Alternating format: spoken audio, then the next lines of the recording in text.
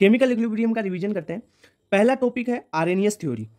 जो आर्रेनियस कॉन्सेप्ट है ये ओनली एक्वस सॉल्वेंट के लिए ही लागू होता है, ठीक है। आर्रेनियस कॉन्सेप्ट के अनुसार एसिड क्या है और बेस क्या है उसकी डेफिनेशन दी हुई है। तो आर्रेनियस के अनुसार एसिड वो होगा जो वाटर में यानी एक्वस सॉल्वेंट में H प्लस दे दे, यानी give H plus in water, ठीक है। और बेस क्या होगा जो OH नेगेटिव आयन दे वाटर में, मतलब जैसे HCl है, HCl को वाटर में डाला तो H प्लस इसने दिया, यानी ये HCl एसिड हो गया आर्रेनियस के अनुसार। अब बेस क्या होगा, जैसे NaOH को वाटर में डाला तो Na प्लस और OH माइनस में टूट गया तो OH माइनस आयन यहां से इसने दे दिए, तो क्या हुआ, ये बेस हो गया, ठीक है। अब इस आर्रेनियस कॉन्सेप्ट की लिमिटेशंस क्या है, इसकी लिमिटेशन है कि अगर आपके पास सोलवेंट नॉन एक्वस हो यानी वाटर के अलावा और कोई सोलवेंट हो तब ये फेल हो जाता है। दूसरा कि कोई भी अगर सोलवेंट नहीं हो तब तो ये लागू ही नहीं होगा, ठीक है। तो दूसरा पॉइंट भी समझ में आ गया। तीसरा है कि fail to explain acidic and basic nature of substance without having H plus और OH माइनस आयन।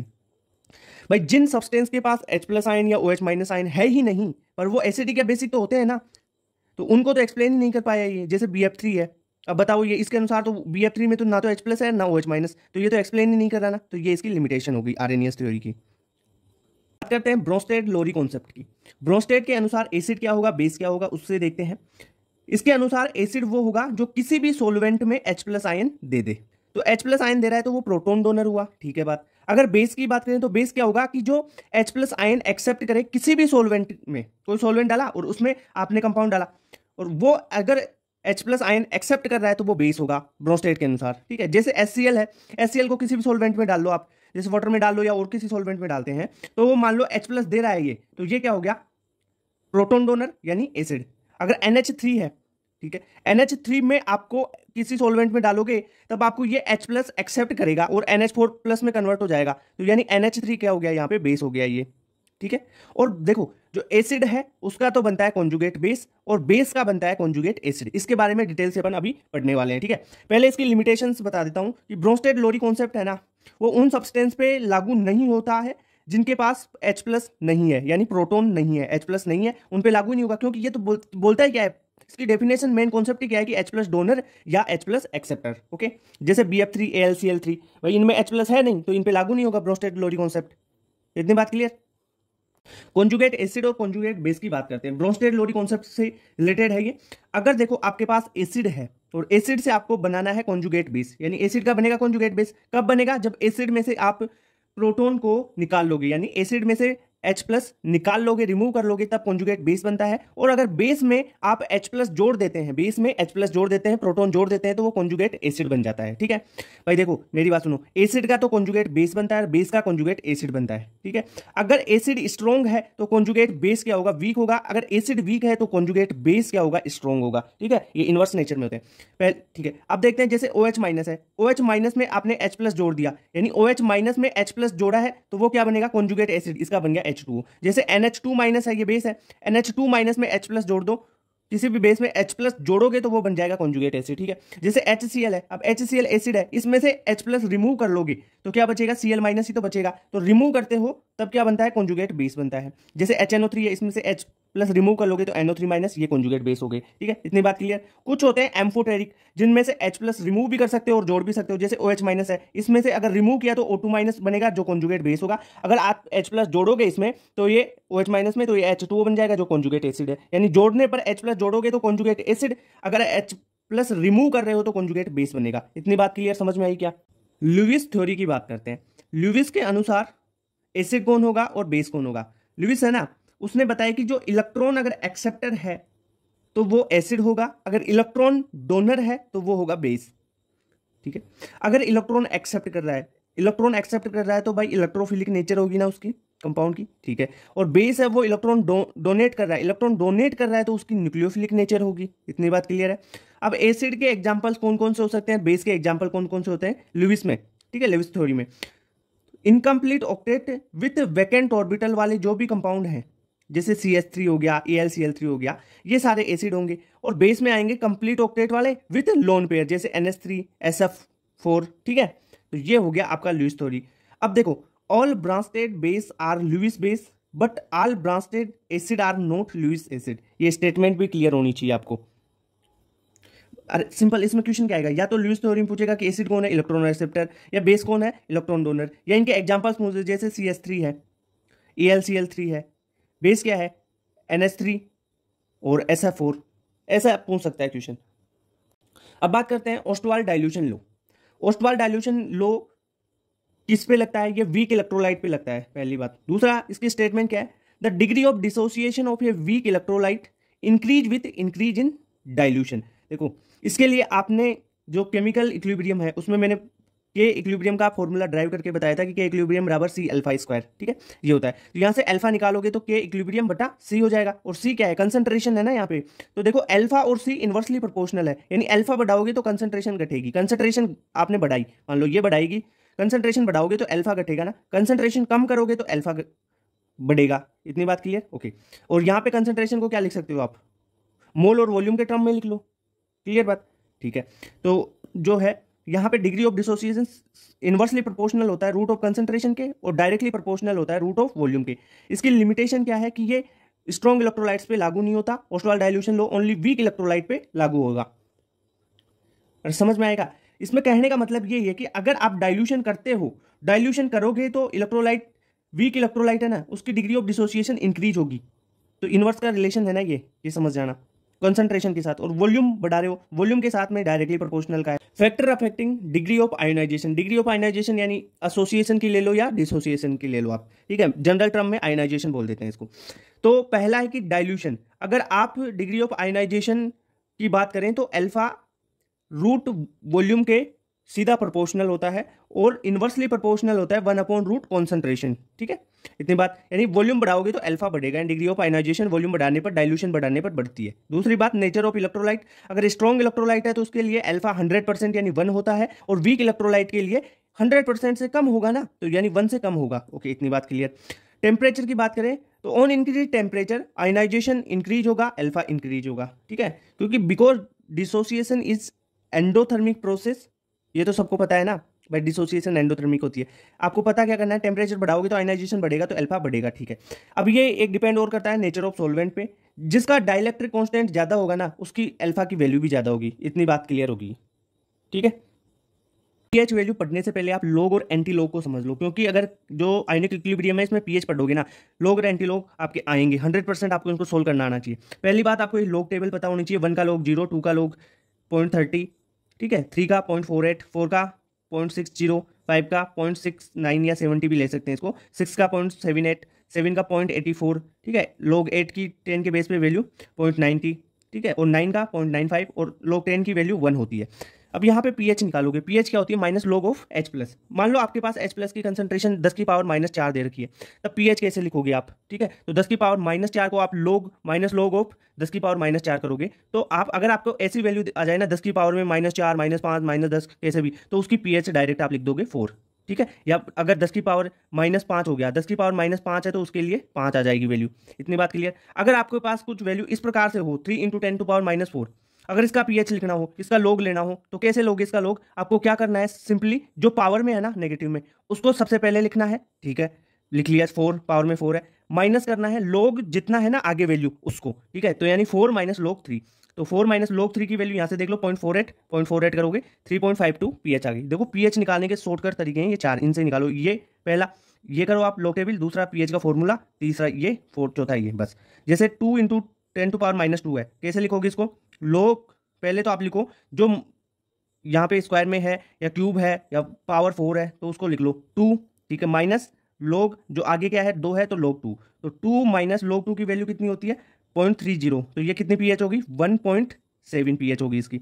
जैसे इसको सोल्व करो, इसको कैसे सोल्व करोगे, जैसे 4 × 10 की पावर -4 है, तो यहाँ पे देखो इसको यहाँ पे 10 की पावर में जो है उससे पहले लिखो 4, ठीक है सर, माइनस जो आगे है ना यहाँ पे बेस में, ये देखो 4 है, 4 × 10⁻⁻4 है, तो इस 4 को आप लोग में ले लो, log 4, ये वैल्यू कितनी आ जाएगी 4 - log 4 की वैल्यू 0.60 होती है ना, तो ये 3.4।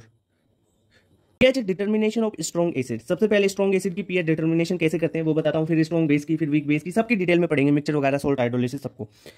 मान लो कोई HX स्ट्रॉन्ग एसिड है वो H प्लस और X माइनस में टूट गया। यहाँ पे H प्लस की जो कंसंट्रेशन है वो C है, मान लो इस H प्लस की C, यानी ये कंसंट्रेशन 10 की पावर -2, 10 की पावर -3 कुछ भी हो सकता है।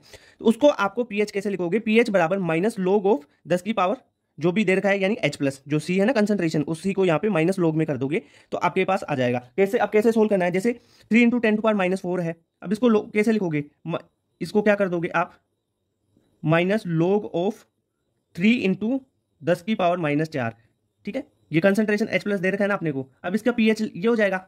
अब इसको सोल्व करो, माइनस लॉग को कैसे सोल्व करते हैं, जो यहाँ पे पावर में है ना उसको पहले लिख लो, पावर में 4 है उसको पहले लिख लिया माइनस, फिर लॉग लगाओ, जो आगे है यहाँ पे 3 है ना तो 3 को लिख लो। अब यहाँ पे देखो मैंने पहले आपको बताया था कि log 3 की वैल्यू कितनी होती है 0.48, यानी 4 माइनस 0.48, ठीक है सर। तो इसे माइनस करके आप यहाँ पे लिख दोगे, यानी 3.52 आ जाएगा इसका pH। इतनी बात। मोनो बेसिक में H प्लस 1 होगा, अगर डाई बेसिक होगा ना तो H प्लस 2 है, तो आपको जो कंसंट्रेशन है उसको 2 से गुना कर देना है। अगर ट्राई बेसिक में आए यानी कंसंट्रेशन में H प्लस 3 H प्लस होंगे तो वहां पे कंसंट्रेशन को 3 से गुना कर देना है। इतनी बात क्लियर, ये चीजें समझ में आई आपको।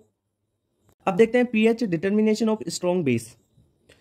जैसे BOH है, B प्लस और OH माइनस में टूट गया, यहाँ पे OH माइनस की कंसंट्रेशन मानो C है, तो इसके लिए POH क्या लिखोगे, POH होगी माइनस लॉग ऑफ C, यानी OH माइनस की कंसंट्रेशन C है, ठीक है। और pH क्या होगी, pH होती है 14 माइनस POH, तो pH बराबर 14 माइनस POH आप कर लोगे तो आपका आंसर आ जाएगा। जैसे यहाँ पे इक्वेशन में दे रखा है OH माइनस की कंसंट्रेशन दे रही है 2 इंटू 10 टू पावर -3, अब इसकी POH निकालोगे तो POH के लिए क्या कर दोगे, माइनस लॉग ऑफ 2 इंटू 10 की पावर -3 कर दोगे, ठीक है। अब इसका माइनस लॉग करना है तो नेगेटिव लॉग कैसे करोगे इसका, यानी देखो ये कंसंट्रेशन थी, सोल्व करने का तरीका बता रहा हूँ, -3 पावर में है तो 3 को पहले लिखो, आगे ये 2 है इसका लॉग कर दो नेगेटिव में, तो माइनस लॉग 2, ठीक है। ओके, तो POH बराबर 3 माइनस लॉग 2 0.30 होती है वैल्यू, तो 2.7 आ गई POH, तो pH क्या हो जाएगी 14 माइनस POH, तो 14 माइनस 2.7 बराबर 11.3 हो जाएगी इसकी pH। मोनो बेसिक के लिए H प्लस 1 है, डाई बेसिक हो तो H प्लस 2 हो जाएंगे, तो कंसंट्रेशन को 2 से गुना कर दो।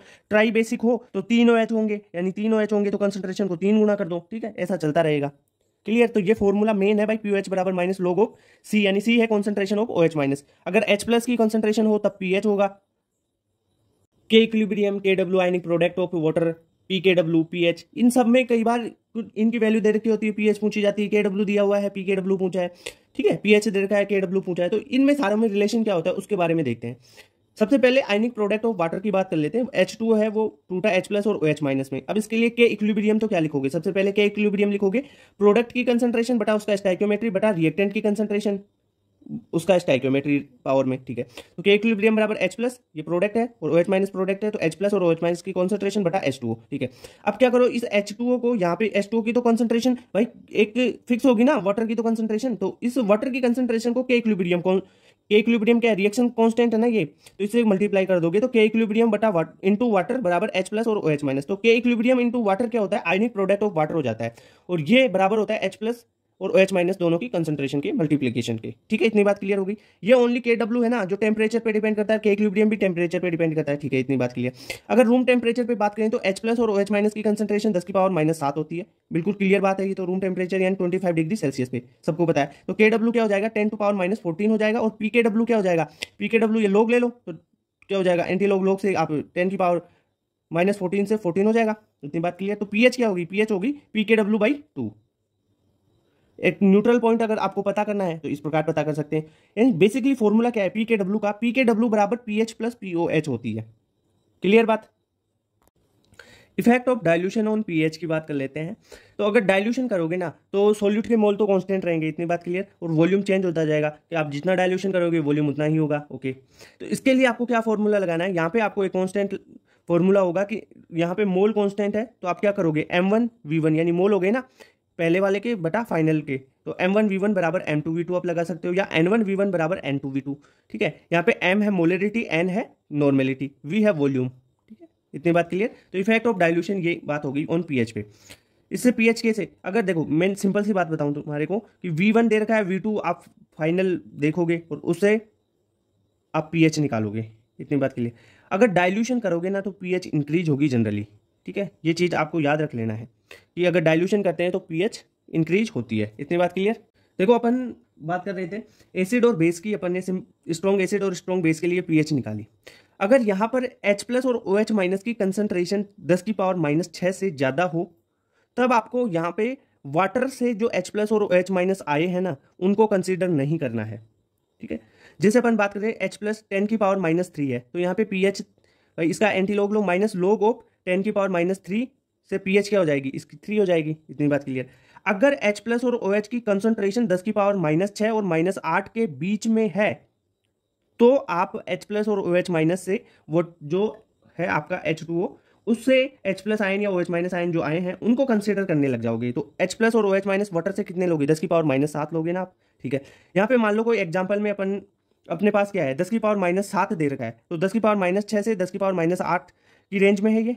तो यहाँ पर आपको वाटर से भी आपको ऐड करना होगा H प्लस, तो कितना होगा देखो, 10⁻⁷ तो ये है, इसके साथ में प्लस 10⁻⁷ और होगा, तब ये टोटल जोड़ोगे तो ये 2 × 10⁻⁷ हो गया। अब इसका pH निकलेगा यहाँ पर कि pH क्या हो जाएगा 7 माइनस log 2, तो ये हो गया 6.7 के बराबर। इतनी बात क्लियर, ये समझ में आएगा ये चीज। अगर H प्लस और OH माइनस की कंसंट्रेशन है ना जो 10⁻⁹ से कम हो, ठीक है, तब आपको कुछ भी कंसंट्रेशन दे रखा हो H प्लस आयन का 10⁻⁹ से कम, 10⁻�9 से कम मतलब 10⁻10, 10⁻11, 10⁻12, ये भाई कम है ना, माइनस में नेगेटिव में है इसलिए, ठीक है। तब pH ओनली 7 होगी, 7 से ना तो ज्यादा होगी ना कम होगी। अगर आपको H प्लस दे रखा है 10⁻−10, तब आप pH क्या लिखोगे, इसे 10 लिख दोगे? नहीं भाई 10 नहीं लिखोगे, क्योंकि यहाँ पे वाटर से 10⁻−7 आ रहे हैं यहाँ पे H प्लस आयन, और 10⁻−7 बहुत ज्यादा होता है 10⁻10 से, तो इसको नेग्लेक्ट करना पड़ेगा। 10⁻10 को नेग्लेक्ट कर दिया तो 10⁻7 का pH होगा यहाँ पे, तो H प्लस 10⁻7 ही रह जाएंगे, तो pH हो जाएगी 7। हमेशा 10⁻9 से भाई जो है मोलरिटी या जो H प्लस और OH माइनस की कंसंट्रेशन ज़्यादा कम होना 10⁻9 से कम हो, तो आपको pH हमेशा 7 लिखनी है यहाँ पे। इतनी बात क्लियर। देखो मिक्सचर की pH की बात करते हैं, मिक्सचर ऑफ 2 स्ट्रॉन्ग एसिड्स, ठीक है। अगर स्ट्रॉन्ग एसिड दो है, एक का वॉल्यूम V1 है, एक का वॉल्यूम V2 है, पहले की मोलरिटी M1 है, दूसरे की मोलरिटी M2 है, तब आपको वहां से H प्लस आयन फाइंड करना है, ठीक है। H प्लस आयन फाइंड कर लोगे, उसके बाद में आप pH का फॉर्मूला लगा देना, pH बराबर minus log of H plus. तो H प्लस आयन कैसे फाइंड आउट करोगे, M1 V1 plus M2 V2 बटा V1 प्लस V2 से। जैसे एक क्वेश्चन दे रखा है, calculate pH of mixture formed by mixing equal volume of pH2 and pH3 solution, ठीक है। इक्वल वॉल्यूम दे रखा है तो आप 1 मान लो, 1 लीटर मान लो सबसे पहले, तो 1 लीटर की pH कितनी है, 2 है एक की, तो उसका H प्लस कितना होगा 10⁻², ठीक है। अगर pH 3 है दूसरे के लिए, तो उसका H प्लस आयन कितना होगा 10⁻3, ठीक है। इतनी बात क्लियर। तो H प्लस मिक्सचर का निकालोगे कैसे, M1 V1 plus M2 V2 बटा V1 प्लस V2 करके। तो M1 कितना है यहाँ पे, इसकी कंसंट्रेशन H प्लस आयन की 10⁻2 इंटू 1, ठीक है, V1 प्लस M2 10⁻3 इंटू 1 बटा 1 प्लस 1, तो ये आ जाएगा 11 इंटू 10⁻3/2, तो यानी 5.5 इंटू 10⁻3। अब इसका pH निकाल लो, pH ऑफ मिक्सचर कैसे निकालोगे, minus log of this concentration H plus की। तो कैसे निकालोगे, जो पावर में होता है ना उससे पहले लिखो, और आगे जो संख्या है उसको माइनस करो log, ठीक है। तो 3 माइनस log 5.5। अब log 5.5 की रेंज क्या होगी, log 5 और log 6 के बीच की वैल्यू लगभग, तो ये 0.76 होगी ना, तो 3 माइनस 0.76 बराबर 2.24। सेकेंड मिक्सचर है मिक्सचर ऑफ 2 स्ट्रॉन्ग बेस। अब सबसे पहले 2 स्ट्रॉन्ग बेस को मिलाया, यानी V1 वॉल्यूम और V2 वॉल्यूम वाले को। तब आपको क्या करना है, सबसे पहले OH माइनस निकालो, OH माइनस मिक्सचर के निकाल लोगे, तब आप POH निकाल पाओगे, और POH से pH निकाल लोगे। pH कैसे निकालोगे, pH बराबर 14 माइनस POH से, ठीक है। तो OH माइनस मिक्सचर के कैसे निकालोगे, M1 V1 plus M2 V2 बटा V1 प्लस V2 से, ठीक है। इतनी बात क्लियर। तो pH ऑफ POH निकाल लोगे फिर मिक्सचर की कैसे, तो जो OH माइनस मिक्सचर आए उनका नेगेटिव लॉग लेना है, negative log of OH minus mixture, ठीक है। जैसे क्वेश्चन दे रखा है, calculate pH mixture form by mixing equal volume of 2 base having POH3 and POH4। तो POH3 है तो उसका OH माइनस हो गया 10⁻3, POH4 है तो उसका OH माइनस, यानी उसकी कंसंट्रेशन होगी 10⁻4। अरे इतनी चीज तो बेसिक में बताया था लॉग एंटी लॉग में। तो OH माइनस मिक्सचर की निकालो, M1 10⁻3 इंटू 1, देखो इक्वल वॉल्यूम दे रखा है ना, तो वॉल्यूम 1 लो, इक्वल ले लेना है, 1 ले लो, प्लस 10⁻4 इंटू 1 बटा 1 प्लस 1। अगर आप यहाँ पे 2 भी लोगे, देखो इक्वल वॉल्यूम कितना भी लो कटेगा वो आराम से, पर ऐसी वैल्यू लो ना जिससे आपका कैलकुलेशन सिंपल हो जाए। तो H माइनस की कंसंट्रेशन आई 5.5 इंटू 10⁻4, तब POH निकालोगे नेगेटिव लॉग ऑफ इसका। अब इसका लॉग कैसे लेते हैं, देखो जो पावर में होता है उसे पहले लिख लो 4 को, माइनस लॉग करो किसका 5.5 का, माइनस लॉग ऑफ 5.5 का लोग होता है 0.76, तो ये हो जाएगा टोटल 3.24 हो गया POH। pH निकालोगे तो 14 माइनस POH कर दोगे, तो 14 में से 3.24 घटाओगे तो 10.76 आ जाएगा। अब बात करते हैं mixture of strong acid plus strong base. Strong acid और स्ट्रॉन्ग बेस के मिक्सचर को मिलाया, तब इसमें आपको सबसे पहले क्या देखना है, ग्राम इक्विवेलेंट देख लें एसिड और बेस के। जिसके ग्राम इक्विवेलेंट ज्यादा होगा पीएच उसी साइड चल जाएगी। एसिड के ग्राम इक्विवेलेंट मान लो ज्यादा है तो पीएच 7 से कम हो जाएगी। अगर बेस के ग्राम इक्विवेलेंट ज्यादा है तो पीएच क्या हो जाएगी, 7 से ज्यादा होगी। ठीक है, अगर बराबर है दोनों के ग्राम इक्विवेलेंट तो पीएच 7 रह जाएगी। तो ग्राम इक्विवेलेंट कैसे निकालोगे, number of gram equivalent of acid क्या हो जाएगा, देखो normality of acid into volume of acid. ठीक है, इससे आप ग्राम इक्विवेलेंट निकाल सकते हो। अगर आपकी नॉर्मेलिटी नहीं दे रखी है, मोलिटी दे रखी है, तब कैसे निकालोगे, molality into volume into n factor. वैसे ही बेस के लिए निकाल लोगे आप। ठीक है, अब देखो पहला केस, अगर दोनों के ग्राम इक्विवेलेंट बराबर आते हैं तो पीएच हमेशा 7 रहेगी। ठीक है, अगर स्ट्रॉन्ग एसिड के ग्राम इक्विवेलेंट ज्यादा है स्ट्रॉन्ग बेस से, तब क्या होगा, मिक्सचर एसिडिक हो जाएगा, क्योंकि ग्राम इक्विवेलेंट ऑफ एसिड ज्यादा है ना। तो क्या फॉर्मूला लगाओगे, तब एसिडिक मिक्सचर हो गया तो H+ निकालोगे वहां से मिक्सचर का X+ कैसे निकालोगे, जो ज्यादा है ना उसके ग्राम इक्विवेलेंट माइनस कम के ग्राम इक्विवेलेंट। ज्यादा क्या है, एसिड है, तो एसिड के ग्राम इक्विवेलेंट माइनस बेस के ग्राम इक्विवेलेंट बटा दोनों का वॉल्यूम जोड़ना है, ध्यान रखना दोनों का वॉल्यूम जोड़ दोगे। अब पीएच क्या होगा, पीएच बराबर माइनस log ऑफ H+, ये निकाल लिया ना, हो जाएगा काम। दूसरी बात, अगर आपके पास बेस के ज्यादा हो अगर ग्राम इक्विवेलेंट तो मिक्सचर कैसा होगा, बेसिक हो जाएगा। ठीक है, तो क्या करना है, जिसके ज्यादा है ग्राम इक्विवेलेंट उसमें से कम वाले को घटाना है। ज्यादा किसके हैं, बेस के, तो बेस के ग्राम इक्विवेलेंट माइनस एसिड के ग्राम इक्विवेलेंट बटा वॉल्यूम को जोड़ के लिखना है, भाग में देना है। ठीक है, V1 + V2। अब यहाँ से POH- की कंसंट्रेशन आ गई, क्योंकि बेस है ना ज्यादा, तो बेस के लिए तो OH- ही आता है। अब OH- की कंसंट्रेशन आई तो OH- से आप POH निकालोगे। POH बराबर नेगेटिव log ऑफ OH- होता है, और इससे pH निकालोगे। pH क्या होता है, 14 - POH pH होता है।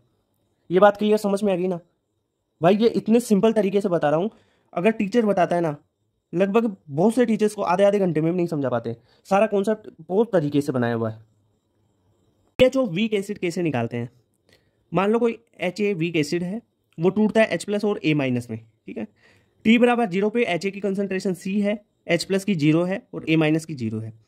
T बराबर इक्विलिब्रियम टाइम T टाइम पर, इक्विलिब्रियम टाइम पर C - C अल्फा हो जाएगी HA की, क्योंकि H+ की यहाँ पे C अल्फा हो गई, अल्फा डिग्री ऑफ आपका डिसोसिएशन। ठीक है, C अल्फा A- की, यहाँ पे H+ की कंसंट्रेशन C अल्फा है, तो यहाँ से आप pH निकाल पाओगे कैसे, कि H+ आयन की कंसंट्रेशन कितनी है, C अल्फा, तो pH क्या होती है, pH होती है नेगेटिव ऑफ log H+।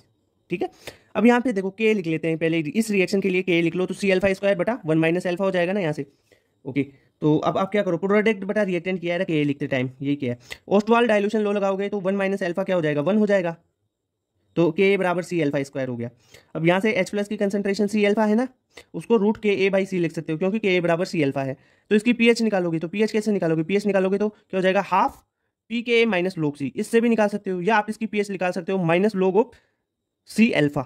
ठीक है, इतनी बात क्लियर। अगर एसिडिक स्ट्रेंथ पूछे आपसे कोई, तो H+ आयन की कंसंट्रेशन के सीधे प्रोपोर्शनल, यानी H+ आयन की कंसंट्रेशन C अल्फा है तो C अल्फा के सीधे प्रोपोर्शनल, या √Ka × C के सीधे प्रोपोर्शनल होगी कौन, acidic strength.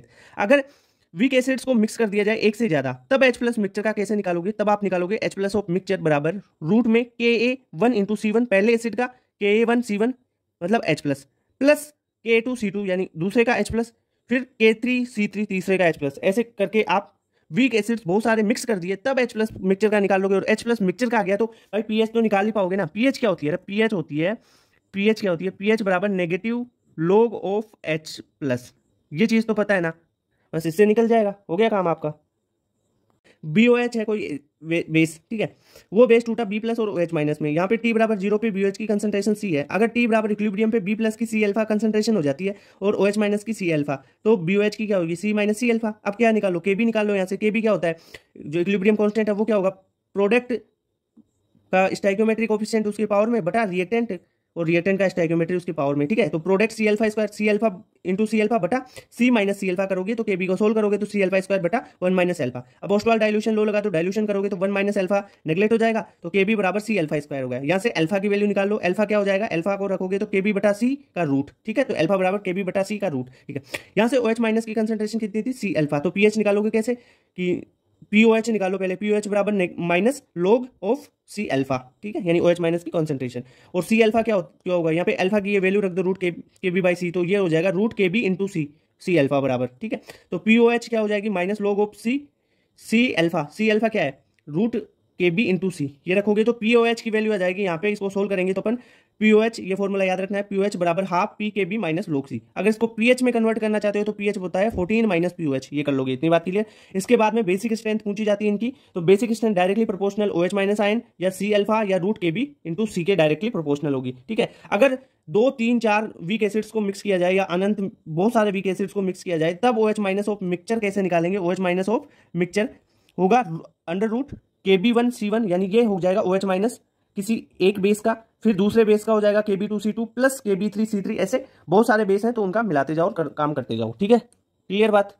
Relation between acid and conjugate base pair या बेस और कॉन्जुगेट एसिड पेयर के बारे में, ठीक है। कई बार क्वेश्चन आ जाता है, कई बार आपको एसिड और उसका कॉन्जुगेट बेस दिया हुआ होता है, KW पूछ लिया जाता है, या KW और एसिड दिया हुआ हो उसका कॉन्जुगेट बेस की वैल्यू पूछी जाए KB की, तब आप क्या करोगे, देखो Ka, अगर Ka एसिड का इंटू KB किसका, उसके कॉन्जुगेट बेस का को मल्टीप्लाई करोगे तो बराबर होगा KW के। इसके विपरीत आप कर लो, एसिड की जगह बेस ले लो तो KB हो जाएगा बेस का इंटू Ka हो जाएगा उसके कॉन्जुगेट एसिड का। ध्यान रखना एसिड और बेस नहीं है, एसिड और उसका कॉन्जुगेट बेस है, बेस और उसका कॉन्जुगेट एसिड है, बेस का कॉन्जुगेट एसिड और एसिड का कॉन्जुगेट बेस। ध्यान रखना एसिड का कॉन्जुगेट बेस और बेस का कॉन्जुगेट एसिड, ठीक है। समझ में आई कुछ बात भाई, एसिड का कॉन्जुगेट बेस और बेस का कॉन्जुगेट एसिड दोनों को मल्टीप्लाई करोगे तो KW के बराबर होगा, और KW पता है 10⁻⁻14, ठीक है। अब बात करते हैं पॉली बेसिक एसिड या पॉली एसिडिक बेस, ठीक है। पॉली बेसिक एसिड की बात कर लेते हैं। जैसे आपके पास सिंपल एक बात सुनो, मेरी बात सुनो, समझो कॉन्सेप्ट को। जैसे H2SO4 है, H2SO4 को आप इक्विलिब्रियम में डालते हैं, ये डिसोसिएट होता है H+ और HSO4- में। किसी T टाइम पर इक्विलिब्रियम पर H+ की कंसंट्रेशन X है और HSO4 की कंसंट्रेशन X है, तब इसका Ka हो जाएगा Ka1, इक्विलिब्रियम कांस्टेंट Ka1 है, ठीक है, इतनी बात क्लियर H2SO4 की। अब इस HSO4 को लिया और इसको डिसोसिएट करवाए तो HSO4 है ना, ये H+ और SO4 2- में टूटेगा, तब देखो इस HSO4 की कंसंट्रेशन यहाँ पे कितनी थी X, तो इनिशियल X हो गई, H+ भी X टूटेगा यहाँ से, ठीक है, इतनी बात। इक्विलिब्रियम पे मान लो SO4 - Y बन गया, H+ कितना बनेगा, H+ बन जाएगा X + Y, और HSO4 कितना होगा, माइनस हो जाएगा ना, X - Y हो जाएगा, इतनी बात क्लियर होगी। अब देखो मेरी बात सुनो, क्या होगा अगर यहाँ पर X की वैल्यू बहुत ज्यादा हो Y से, इस X की वैल्यू Y से बहुत ज्यादा होगी तो क्या होगा, कॉमन आयन इफेक्ट लगेगा, और यहाँ पर जो सेकेंड रिएक्शन है इसका इक्विलिब्रियम कांस्टेंट Ka2 है, तो यहाँ पर Ka1 बहुत ज्यादा हो जाएगा Ka2 से, ठीक है, Ka1 बहुत ज्यादा होगा Ka2 से, इतनी बात क्लियर। तो इसके लिए अगर इक्विलिब्रियम कांस्टेंट अपन लिखना चाहें Ka1 और Ka2 को, तो कैसे लिखेंगे कंप्लीट रिएक्शन के लिए, उसके बारे में बात करें तो वो होगा K इक्विलिब्रियम H2SO4 के लिए टोटल, तो Ka1 × Ka2 हो जाएगा, क्लियर बात। कॉमन आयन इफेक्ट की बात करते हैं। कॉमन आयन इफेक्ट का स्टेटमेंट क्या है कि अगर आप स्ट्रॉन्ग इलेक्ट्रोलाइट और एक वीक इलेक्ट्रोलाइट लेते हैं, अगर दोनों में कोई कॉमन आयन है ना, तो जो वीक इलेक्ट्रोलाइट होगा वो डिसोसिएट होगा या डिसोसिएट हो रहा है ना, या आयनाइजेशन हो रहा है, तो उसकी जो डिग्री ऑफ आयनाइजेशन है ना वीक इलेक्ट्रोलाइट की, वो कम हो जाएगी। अब क्यों कम होगी उसका कारण बताता हूं, पहले इसका स्टेटमेंट देख लो। When a strong electrolyte having a common ion is mixed with weak electrolyte then degree of ionisation यानी alpha of weak electrolyte is decreased. जैसे स्ट्रॉन्ग एसिड में वीक एसिड मिला दिया या स्ट्रॉन्ग बेस में वीक बेस मिला दिया, ठीक है, तब ये कॉमन आयन इफेक्ट लगेगा। जैसे CH3COOH है, ये है वीक एसिड टूटेगा CH3COOH माइनस और H+ में। HCl है, स्ट्रॉन्ग एसिड है, इस दोनों को एक ही कंटेनर में आप रिएक्शन करवा रहे हो, तब यहाँ पे देखो इससे भी H+ बन रहा है और यहाँ से HCl से भी H+ टूट रहा है। अब ये तो स्ट्रॉन्ग है तो ये ज्यादा टूट जाएगा, तो क्या होगा यहाँ पर भी H+ और यहाँ पर भी H+ बन गया, प्रोडक्ट में H+ की मात्रा ज्यादा। तो ली चैटरलियर प्रिंसिपल क्या बोलेगा, अगर H+ यहाँ पे ज्यादा बनता है तो रेट ऑफ रिएक्शन क्या है, फॉरवर्ड है या बैकवर्ड। अब ये बैकवर्ड होना चालू हो जाएगी, मतलब क्या होगा यहाँ पर इसका जो अल्फा है यानी इसकी डिसोसिएशन की पावर वो कम हो जाएगी CH3COOH की, तो इसका अल्फा डिक्रीज होगा। क्यों, क्योंकि यहाँ पे कॉमन आयन बन गया H+ और H+, यहाँ पे H+ की कंसंट्रेशन ज्यादा हो रही है भाई, ली चैटरलियर प्रिंसिपल लगा लो, ठीक है। किसी भी रिएक्शन में आपको जो अल्फा डिक्रीज हुआ है वो पूछे, तो अल्फा डिक्रीज बराबर Ka/X। अब यहाँ पे X है कॉन्सेंट्रेशन ऑफ H+, जो HCl का H+ है ना उसकी कंसंट्रेशन आपको लिखनी है, और Ka किसका लिखना है, वीक एसिड का CH3COOH का। ओके, क्लियर बात, समझ में आई बात। अब बात करते हैं ओड आयन इफेक्ट की। ओड आयन इफेक्ट में क्या होगा, एक strong electrolyte having an odd ion is mixed with weak electrolyte then degree of ionization of weak electrolyte is increase। देखो अपन ने क्या पढ़ा था, कॉमन आयन इफेक्ट में तो स्ट्रॉन्ग एसिड या वीक एसिड मिले, strong acid plus weak acid किया तो वीक एसिड की अल्फा क्या हो गई यहाँ पे, वहां पे तो डिक्रीज हो गई थी और यहाँ पे इंक्रीज हो जाती है। एक तो एसिड लो आप स्ट्रॉन्ग एक एसिड वीक लो, या एक बेस वीक ले लो एक बेस स्ट्रॉन्ग ले लो, तो वीक वाले पार्ट की जो अल्फा है वो क्या हो जाएगी, इंक्रीज हो जाएगी। क्यों? क्योंकि उनमें ओड आयन है। ओड आयन का मतलब क्या है वो समझाता हूं। जैसे CH3COOH है और NaOH है, ठीक है। अब देखो यहां पर क्या होगा, ओड आयन का मतलब एसिड और बेस है, एक से H प्लस आएगा और दूसरे से OH माइनस आएगा। तो देखो यहां से H प्लस आया CH3COOH से, और दूसरे से NaOH से OH माइनस, तो H प्लस और OH माइनस दोनों मिलके वाटर बना लेंगे। अब वाटर बना लेंगे तो भाई ये तो साइड में हट गए, साइड में हट गए, तो ली टेट्रालियर प्रिंसिपल से क्या होगा कि फिर ये साइड में हट गए वाटर बना के, तो ये ज्यादा बनने चाहिए ना, ठीक है। तो ये ज्यादा कब बनेंगे, जब अल्फा इंक्रीज हो जाएगा। तो अल्फा यहाँ पे इसलिए इंक्रीज हो गया। क्लियर बात? यानी स्ट्रॉन्ग इलेक्ट्रोलाइट जो ओड आयन रखते हो, ओड आयन मतलब एक एसिड हो एक बेस हो, एक के पास H प्लस हो दूसरे के पास OH माइनस हो, जो रिएक्शन करके कुछ अलग ही प्रोडक्ट बना दे और साइड में निकल जाए बाई प्रोडक्ट, ठीक है। बात करते हैं बफर सॉल्यूशन की। बफर सॉल्यूशन क्या है? ऐसा सॉल्यूशन जो पीएच में चेंज को रजिस्ट करता हो, यानी अपने पीएच में चेंज को रजिस्ट करे, वो सॉल्यूशन बफर सॉल्यूशन होंगे। जो बफर सॉल्यूशन होते हैं ना, उनकी पीएच डाइल्यूशन पे डिपेंड नहीं करती, यानी pH of buffer solution does not depend on the volume of solution, यानी डाइल्यूशन करोगे तो पीएच सेम रहेगी, पीएच बदलेगी नहीं। यानी ये अपने पीएच में चेंज के रजिस्ट करते हैं, पीएच में चेंज नहीं होने देंगे ये बफर सॉल्यूशन, ठीक है। अब बफर सॉल्यूशन कितने प्रकार के होते हैं? एक होता है सिंपल बफर सॉल्यूशन और दूसरा अपन पढ़ेंगे मिक्स्ड बफर सॉल्यूशन। जो सिंपल बफर सॉल्यूशन है ना, उसमें वीक एसिड और वीक बेस का एक्वस सॉल्यूशन वाला जो ये सॉल्ट बन जाता है ना, उसमें पढ़ेंगे सॉल्ट हाइड्रोलिसिस में ये, ठीक है। और मिक्स्ड बफर और वाला जो सॉल्यूशन है वो या तो एसिडिक बफर होगा या बेसिक बफर सॉल्यूशन होगा। तो एसिडिक को अलग पढ़ेंगे अभी और बेसिक को डिटेल से अभी अलग पढ़ने वाले हैं, ठीक है। और जो ये सिंपल बफर सॉल्यूशन है ना, जो वीक एसिड और वीक बेस का है, इसकी तो पीएच 7 रह जाएगी ना। एसिडिक बफर की बात करते हैं। सबसे पहले एसिडिक बफर कौन बनाएगा?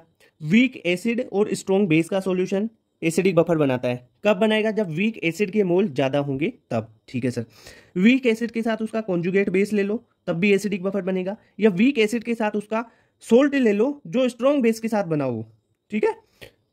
तो ये एसिडिक बफर हो गए। इसके एग्जांपल्स देख लो एक बार, आपको पता होने चाहिए एग्जांपल्स, ठीक है। कौन कौन से हैं? CH3COOH plus CH3COONA, boric acid और CH3COONA, H3PO4 plus NaH2PO4, H2CO3 plus NaHCO3, ये सारे एसिडिक बफर है। अब सर इस एसिडिक बफर की पीएच कैसे निकालते हैं? पीएच का फॉर्मूला बताओ भाई। मैंने क्या बोला? वीक एसिड या स्ट्रॉन्ग बेस, वीक एसिड या उसका कॉन्जुगेट बेस, वीक एसिड या उसका सोल्ट किसके साथ में? स्ट्रॉन्ग बेस के साथ में, ये बनाते हैं एसिडिक बफर। अब पीएच देख लो, पीएच होगा पीएच बराबर pKa plus log conjugate base अगर आपने लिया है उसका, तो कॉन्जुगेट बेस की कंसंट्रेशन, अगर कॉन्जुगेट बेस नहीं है तो ठीक है, जो साल्ट लिया है उसकी कंसंट्रेशन, या स्ट्रॉन्ग बेस लिया है तो उसकी कंसंट्रेशन, ठीक है। तो कॉन्जुगेट बेस या सॉल्ट उसकी कंसंट्रेशन, ये बटे में नहीं है भाई, देख, या तो कॉन्जुगेट बेस लो या सॉल्ट लो बटा एसिड की कंसंट्रेशन, इसे बोलते हैं हेंडरसन इक्वेशन। याद नहीं रखना नाम, कोई दिक्कत नहीं है। क्वेश्चन आएगा पीएच पे, तो पीएच का फॉर्मूला ये लगा लो आप, ठीक है।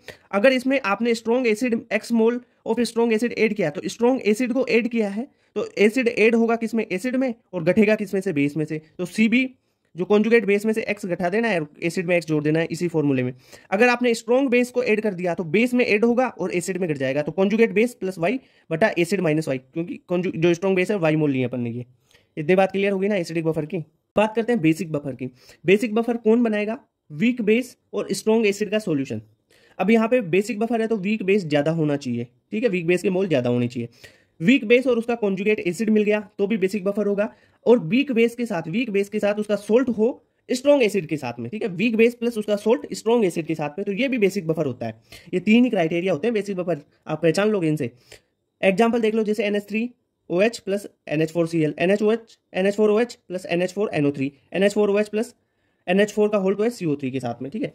अब यहाँ से POH निकाल लो और POH से pH निकाल लोगे, क्योंकि pH बराबर 14 माइनस POH होती है। तो इस बेसिक बफर की POH कैसे निकालोगे? pKb plus log conjugate acid या साल्ट बटा कंसंट्रेशन ऑफ बेस, यानी कॉन्जुगेट एसिड की कंसंट्रेशन बटा बेस की कंसंट्रेशन, या कॉन्जुगेट सॉल्ट की कंसंट्रेशन बटा कॉन्जुगेट सॉल्ट की, जो सॉल्ट लिया अपन ने, ठीक है, उसकी कंसंट्रेशन बटा बेस की कंसंट्रेशन। क्लियर बात? पीएच कैसे निकालोगे? पीएच बराबर 14 माइनस पीओएच कर दोगे। अगर स्ट्रॉन्ग एसिड एक्स मोल ऐड कर दिया तो एसिड ऐड किया ना, तो कॉन्जुगेट एसिड में जुड़ेगा एसिड, तो कॉन्जुगेट एसिड प्लस एक्स बटा बेस माइनस एक्स हो जाएगा, बेस में से माइनस हो जाएगा। इसी फॉर्मूले में कर देना है ये चेंज। अगर आपको दिया हुआ स्ट्रॉन्ग बेस जुड़ा हुआ हो, यानी Y mole of strong base add कर दिए जाए, तो पीओएच बराबर पीकेबी प्लस लोग कॉन्जुगेट, अब बेस ऐड किया है ना, तो बेस में जुड़ेगा, एसिड में से घट जाएगा, तो conjugate acid minus Y, Y moles है ना, ठीक है, बेस प्लस वाई, ठीक है, ये हो जाएगा। तो बेसिक बफर भी समझ में आ गया। बफर कैपेसिटी की बात करते हैं। बफर कैपेसिटी होती है कि बफर की इफेक्टिवनेस की measure. Buffer capacity is defined as the number of moles of strong acid और strong base added to 1 litre of buffer solution to change its pH by 1 unit, ठीक है। ट्यूशन कैसे आएगा बफर कैपेसिटी का, आपको नंबर ऑफ मोल्स एसिड और base के एड पर लीटर दिए होंगे और डेल्टा पीएच दी होंगी, तब आप यहां से निकालोगे बफर कैपेसिटी। तो बफर कैपेसिटी बराबर number of moles of acid और बेस एडेड पर लीटर बटा change in pH of buffer solution. इतनी बात क्लियर होगी। अगर किसी भी जो है बफर है उसकी कैपेसिटी मैक्सिमम करनी है, मैक्सिमम बफर कैपेसिटी, उसके लिए डेल्टा पीएच आप 0 कर दोगे, ठीक है, डेल्टा पीएच 0 कर दो। अब आप एसिडिक बफर की मैक्सिमम कैपेसिटी और बेसिक बफर की मैक्सिमम कैपेसिटी बताओ कैसे। देखो डेल्टा पीएच 0 कर दोगे तो जो बफर होता है ना उसका फॉर्मूला ये होता है, डेल्टा पीएच आपने 0 कर दिया तो लोग के साथ में ये जो वैल्यू है इसकी, ये क्या हो जाएगा 1, तो इसको 1 हो गया ये, तो कॉन्जुगेट एसिड बटा बेस ये हो गया 1। या आप एसिडिक बफर के लिए जो इसको फॉर्मूला लेते हो तो कॉन्जुगेट बेस बटा एसिड ये हो जाएगा 1। तो यहां पे क्या हो जाएगा, कॉन्जुगेट बेस बराबर एसिड की कंसंट्रेशन, बफर कैपेसिटी मैक्सिमम के लिए एसिडिक बफर में, और बेसिक बफर में बफर कैपेसिटी मैक्सिमम के लिए कॉन्जुगेट एसिड या सोल्ट है तो उसकी कॉन्सेंट्रेशन बराबर बेस की कॉन्सेंट्रेशन। तो ये बफर कैपेसिटी मैक्सिमम का फंडा भी पता चल गया आपको। बफर की रेंज के बारे में बात करते हैं। सबसे पहले एसिडिक बफर की रेंज देखो तो इसकी पीएच बराबर पीकेए प्लस माइनस 1 होती है, यानी पीकेए -1 से लेके पीकेए +1 तक ये एसिडिक बफर रहेगा। अगर इसमें और कुछ ज्यादा चेंज हो गया ना तो बफर डिस्ट्रॉय हो जाएगा, ठीक है। तो डिस्ट्रक्शन ऑफ बफर क्या होता है, पीएच और pOH changes more than 1 from pKa या पीकेबी। पीकेए -1 से लेके पीकेए +1 तक एसिडिक बफर की रेंज रहेगी, यानी अगर पीकेए -1 है मतलब क्या है, सोल्ट बटा एसिड 1/10 है, और सोल्ट बटा एसिड 10 तक, यानी सोल्ट बटा एसिड का रेशियो 1/10 से लेके 10 तक एसिडिक बफर रहेगा, या पीके -1 से लेके पीके +1 तक एसिडिक बफर रहेगा। इतनी बात क्लियर।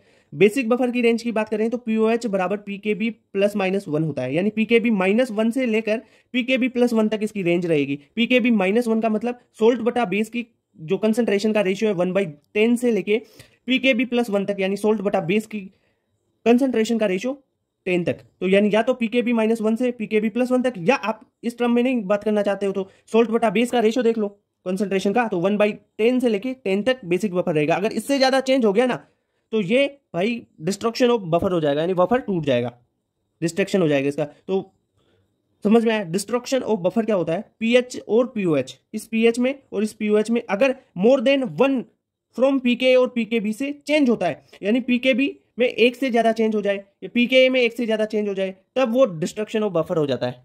क्लियर बात। अब देखते हैं सॉल्ट हाइड्रोलिसिस।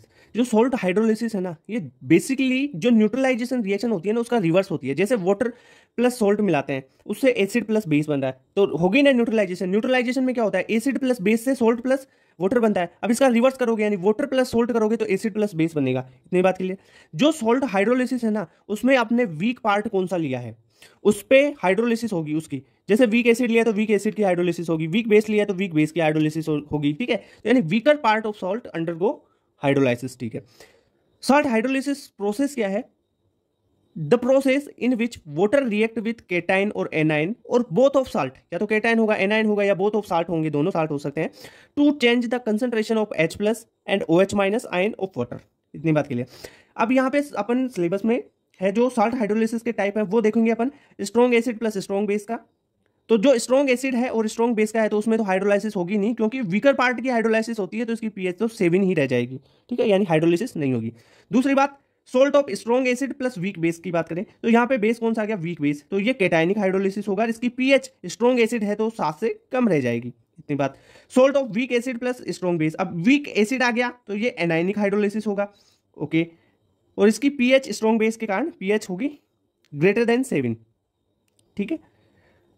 अगर सोल्ट में वीक एसिड और वीक बेस दोनों हो जाए तब क्या होगा, तब कैटाइनिक और एनाइनिक दोनों टाइप का हाइड्रोलिसिस होगा। इसके बारे में अपन इन चारों के बारे में डिटेल से पढ़ेंगे, ओके। तो शुरू करें अब।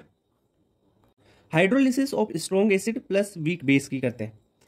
स्ट्रॉन्ग एसिड और वीक बेस की हाइड्रोलिसिस है, ये कैटायनिक हाइड्रोलिसिस होगी, ठीक है सर, क्योंकि वीक बेस है यहाँ पे। देखो बी प्लस प्लस वाटर डाला आपने तो BOH प्लस H प्लस यहाँ से निकले। यहाँ पे देखो आप KH लिखते हो, KH क्या है, हाइड्रोलाइसिस कांस्टेंट, जैसे अपने इक्विलिब्रियम कांस्टेंट लिखा था वही है, वही काम करना है, प्रोडक्ट बटा रिएक्टेंट की कॉन्सेंट्रेशन करनी है, ठीक है।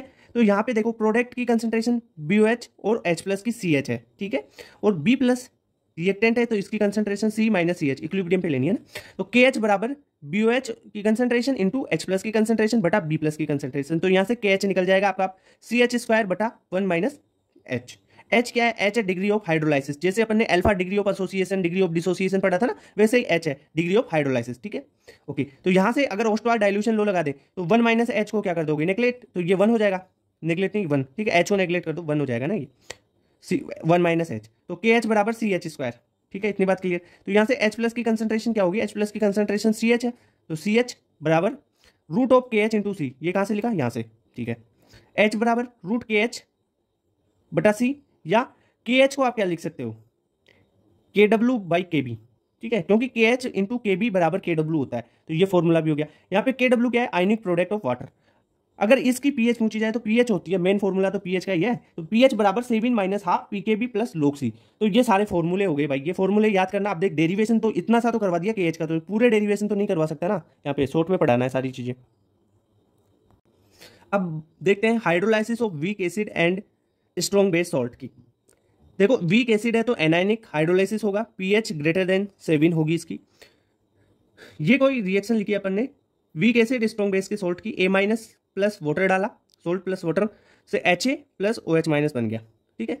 वही अपन ने T बराबर 0 पे A माइनस की कंसंट्रेशन C और उनकी 0, T बराबर इक्विलिब्रियम टाइम पे C माइनस CH, ये CH और इसकी कंसंट्रेशन CH। अब देख लो ये चीज मैंने पहले बता चुका कि KH क्या है, H क्या है, ये KH है, क्या है, हाइड्रोलाइसिस कांस्टेंट है, और H क्या है, यहाँ पे जो H आता है, H डिग्री ऑफ हाइड्रोलाइसिस है, ठीक है। कितनी बात क्लियर है, इतनी बात। H की वैल्यू कहाँ से निकालोगे, KH बराबर CH स्क्वायर से H निकाल लो यार इस फॉर्मूले से आप। OH माइनस की कंसंट्रेशन CH है, ठीक है, तो अगर इस CH को आप वैल्यू क्या करो, CH स्क्वायर बराबर KH है, तो CH बराबर क्या हो गया, रूट KH इंटू C हो जाएगा।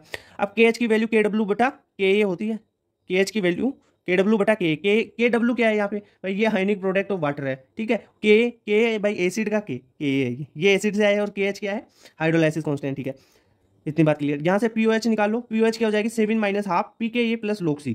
अगर PH निकालना चाहते हो, POH तो ये हो जाएगी। अब ये POH ऐसे निकाल के आप PH क्या कर सकते हो, PH बराबर 14 माइनस POH कर सकते हो, या डायरेक्ट PH का फॉर्मूला बता सकता हूँ इसके लिए, वीक एसिड और स्ट्रॉन्ग बेस के लिए। वो क्या होगा, PH बराबर 7 प्लस कर देना है बस, 7 plus half PKA plus log C। अब देखते हैं hydrolysis of weak acid plus weak base के सॉल्ट्स की। वीक एसिड है और वीक बेस है, दोनों का सॉल्ट है। देखो दोनों पार्ट वीक है, एसिड का और बेस का भी, तो क्या होगा, कैटायनिक और एनायनिक दोनों हाइड्रोलिसिस होंगी यहाँ पे, ठीक है सर। A माइनस और B प्लस वाटर डाला, HA और BOH बन गया, यानी एसिड और बेस बन गया। अब देखो इनिशियल कंसंट्रेशन A माइनस और B प्लस की CC है, H अगर यहाँ पे अपन क्या करें, इक्विलिब्रियम पे देख लें इनकी कंसंट्रेशन, तो HACH बन गया और BOH क्या बन गया, CH। अब देखो वहाँ पे इक्विलिब्रियम में C अल्फा बनाते हैं ना, वही है H, वही CH है, अल्फा की जगह यहाँ पे H आ जाता है। वहाँ पे अल्फा डिग्री ऑफ डिसोसिएशन था, यहाँ पे H क्या है, डिग्री ऑफ हाइड्रोलिसिस है। H क्या है, डिग्री ऑफ हाइड्रोलिसिस। यहाँ पे एक चीज और ध्यान रख लो, KH भी आएगा, KH क्या होता है, हाइड्रोलिसिस कांस्टेंट, और KW भी आएगा, KW क्या है, आयनिक प्रोडक्ट ऑफ वाटर। ये चीजें क्लियर है ना। अब आप KH लिख लो, KH क्या है, हाइड्रोलिसिस कांस्टेंट, मतलब प्रोडक्ट की कंसंट्रेशन बटा रिएक्टेंट की कंसंट्रेशन। प्रोडक्ट ये है, इनकी कंसंट्रेशन बटा रिएक्टेंट ये है, इनकी कंसंट्रेशन। तो इसको सोल्व करोगे तो KH बराबर H स्क्वायर बटा 1 माइनस H का होल स्क्वायर। यहाँ पे ओस्टवाल डाइल्यूशन लो लगा दो, डाइल्यूट कर दो, ठीक है, डाइल्यूट कर दोगे तो 1 माइनस H क्या हो जाएगा, 1, तो ये भाई जहाँ से हटा देंगे इसको, तो KH बराबर H स्क्वायर हो गया। यहाँ से H की वैल्यू निकाल लो तो H बराबर रूट KH आ जाता है, ठीक है। एक तो ये याद रखना, H बराबर रूट KH, ठीक है। और KH की वैल्यू आप क्या लिख सकते हो, KW बटा KA इंटू KB, क्योंकि KA इंटू KB आएगा, तो KA तो एसिड का है, KB है बेस के लिए। यहाँ पे वीक एसिड और वीक बेस दोनों है, इसलिए KA और KB दोनों आ रहे हैं। एसिड होता तो KA आता, बेस होता वीक तो KB आता, पर यहाँ पे दोनों है इसलिए KA इंटू KB आया है। क्लियर बात। H प्लस क्या लिखोगे, रूट ऑफ KW बटा KB इंटू KA। H क्या होता है, रूट KH होता है, और रूट KH क्या लिख दोगे, KW बटा KA इंटू KB। यहाँ से मेन फॉर्मूला होता है पीएच का, जो कंसंट्रेशन पे इसकी पीएच डिपेंड नहीं करती है, और पीएच क्या होती है, 7 plus half PKA minus PKB। जो इसकी पीएच है वो कंसंट्रेशन पे डिपेंड नहीं कर सकती है, नहीं करती है, नहीं करती है, ध्यान रखना। इंपोर्टेंट टॉपिक है सोल्यूबिलिटी प्रोडक्ट। क्वेश्चन आता है जो सोल्यूबिलिटी प्रोडक्ट है ओनली स्प्रिंगली सोल्यूबल सॉल्ट्स के लिए लागू होता है। इसमें करेंगे क्या अपन, देखो केएसपी निकालना होता है, इसमें सोल्यूबिलिटी निकालनी होती है और केएसपी निकालना होता है। ये ऐसे क्वेश्चन आते हैं। जो सोल्यूबिलिटी प्रोडक्ट है वो होता है product of molar concentration of ions raise to their stoichiometric coefficient at equilibrium position. ठीक है, जो सोल्यूबिलिटी प्रोडक्ट है उसको आप मोल पर लीटर में मेजर करोगे, मोल पर ग्राम में या और किसी वैल्यू में मेजर नहीं करना है, मोल पर लीटर में ही इसको मेजर करोगे आप। ठीक है, अब केएसपी कैसे लिखते हैं सर, वो लिखना सिखाओ। जैसे A2B कोई कंपाउंड है, ठीक है, ये टूटेगा किसमें, 2A + B में। ठीक है, अब केएसपी ये कैसे लिखते हो, ये देखो molar concentration ions raise to their stoichiometric coefficient at equilibrium. तो इसकी देखो क्या हो जाएगी, 2A है तो इसकी सोल्यूबिलिटी 2S हो गई और B की S हो गई। ठीक है, केएसपी लिखोगे कैसे लिखना है, सोल्यूबिलिटी और उसकी पावर लगानी है आपको जो स्टोइकियोमेट्रिक कोएफिशिएंट है वो, जैसे 2S की पावर हो जाएगी 2 और इस S की पावर हो जाएगी, यहाँ पे कोएफिशिएंट 1 है तो 1। ठीक है, तो ये हो जाएगा टोटल 4S3। जैसे A2B3 है, अब ये टूटेगा किसमें, 2A + 3B में, तो इसकी सोल्यूबिलिटी 2S और इसकी 3S। अब इसका केएसपी लिखो, केएसपी क्या हो जाएगा, देखो 2S इसका स्टोइकियोमेट्रिक कोएफिशिएंट कितना है 2, तो 2S की पावर 2 और 3B है तो 3S है इसकी सोल्यूबिलिटी, तो 3S का पावर 3। ये हो जाएगा केएसपी। तो इस प्रकार इस केएसपी की वैल्यू आप निकालते हैं। केएसपी क्या होता है, अरे भाई इक्विलिब्रियम कांस्टेंट है स्प्रिंगली सोल्यूबल सॉल्ट्स के लिए। ठीक है, क्लियर बात भाई, यहां से क्वेश्चन आता है, क्वेश्चन आएगा। ये देखो एग्जांपल ऐसे सोल्व करते हैं इनको। अब सोल्यूबिलिटी प्रोडक्ट में अपन कॉमन आयन इफेक्ट लगा के देखें। कॉमन आयन इफेक्ट जैसे कैसे लगेगा सर, जैसे NaCl है Na+ और Cl- में टूटा, AgCl टूटा Ag+ और Cl- में।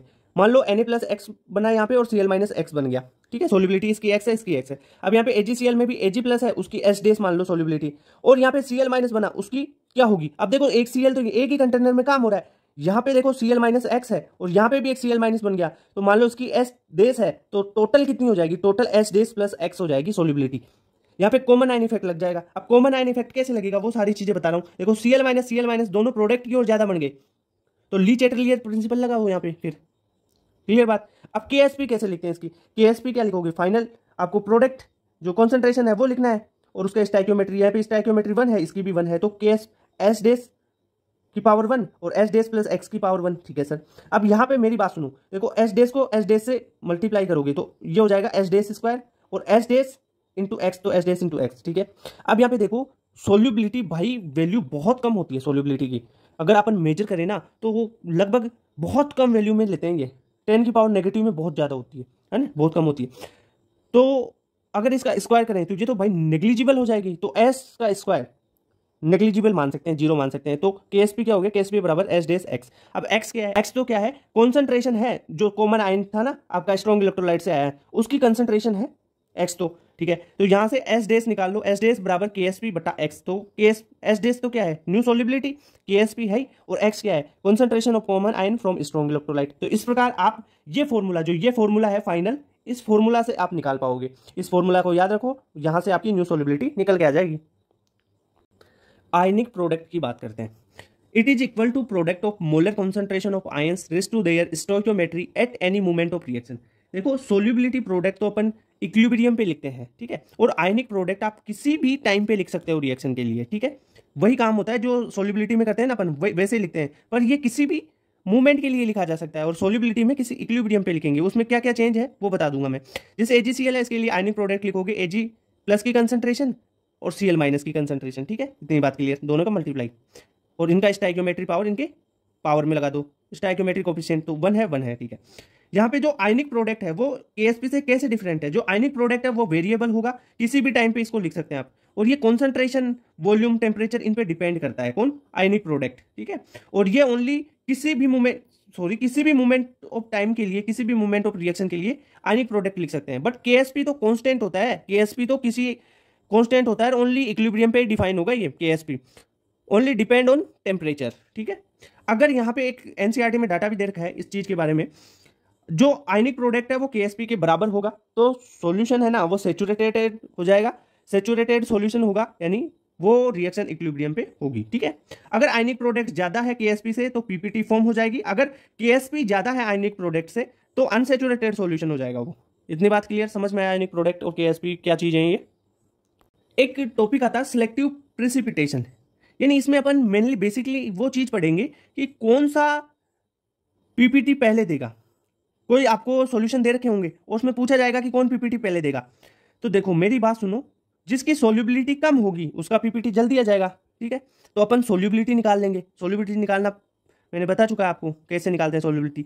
सोल्यूबिलिटी निकाल लोगे तो फिर जिसकी सोल्यूबिलिटी सबसे कम वो पीपीटी सबसे पहले दे देगा। या आप एक चीज ध्यान रखो, आपको क्वेश्चन में दे दिया जाए अगर सेम नंबर ऑफ आयंस हो ना, उनके लिए आप केएसपी देख लो, जिसका केएसपी सबसे कम होगा ना वो पीपीटी सबसे पहले दे देगा। अगर नंबर ऑफ आयंस सेम होंगे तब, अगर नंबर ऑफ आयंस अलग हैं तब आप सोल्यूबिलिटी निकाल के चेक करोगे, ठीक है। क्लियर। जैसे ये क्वेश्चन है, यहाँ पे एक्सेस AgNO3 मिलाया और 10⁻³ मोल ऑफ NaCl और 10⁻³ मोल ऑफ Na2CrO4 मिला दिया। AgCl का केएसपी दे रखा है 10⁻12, Ag2CrO4 का केएसपी दे रखा है 10⁻10। अब पूछा है कि which of the PPT will be form first, in AgCl की या Ag2CrO4 की। अब इनके लिए केएसपी निकालो। आप कैसे निकालोगे केएसपी?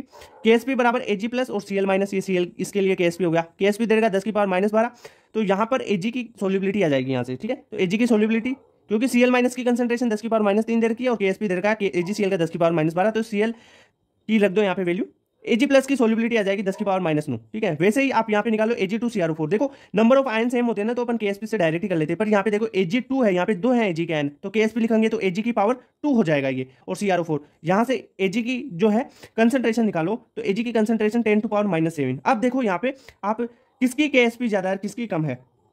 देखो केएसपी से तो अपन पता ही नहीं कर पाएंगे ना अब, क्यों? क्योंकि सेम नंबर ऑफ आयंस नहीं है। तो आपने क्या निकाल लिया? सोल्यूबिलिटी निकाल लिया। सोल्यूबिलिटी निकाला इस Ag के लिए, यानी AgCl के लिए 10⁻9 है और Ag प्लस के लिए 10⁻7 है। तो जिसकी सोल्यूबिलिटी कम वो पहले प्रिसिपिटेट होगा। तो सोल्यूबिलिटी किसकी कम है बताओ? तो 10⁻9 ये कम है ना, तो यहाँ पे सोल्यूबल जो पीपीटी है वो किसकी पहले फॉर्म होगी? 10⁻9 यानी AgCl की, ठीक है। क्लियर बात? क्योंकि 10⁻9 Ag प्लस की सोल्यूबिलिटी किसके लिए है? AgCl के लिए ही तो आई है। ये बात क्लियर हुई? तो आयनिक इक्विलिब्रियम विथ कॉन्सेप्ट सारा चैप्टर हो गया आपका। Okay, bye bye, Tata.